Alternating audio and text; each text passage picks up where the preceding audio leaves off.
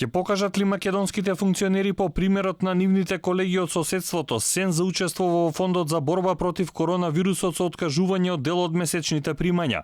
Македонија засега досни со конкретни мерки од функционерите и буџетски пари кои наместо за финансирање функционерски плати и партии би се двоеле за превентивни мерки.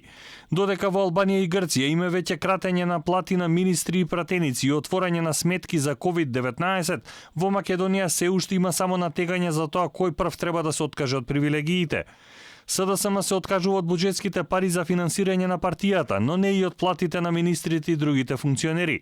За сега нема никаков одговор за тоа дали ќе го прифатат дури и повикот од партискиот лидер да бидат на минимална плата од 14.500 денари. ВМРО-ДПМН исто така ќе се откаже од буџетската поддршка, но сепак опозицијата побара министрите целосно да се откажат од месечните приходи. Од партијата нагласија дека и министерот за внатрешни работи кој од ВМРО-ДПМН ќе ја поддржи оваа мерка.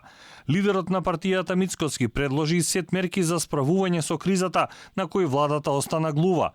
Албанија веќе ги намали за половина платите на пратениците и министрите. Во Грција владеачката Нова демократија по иницијатива на премиерот и лидер Кириакос Мицотакис ќе отвори сметка за средства за борба против COVID-19.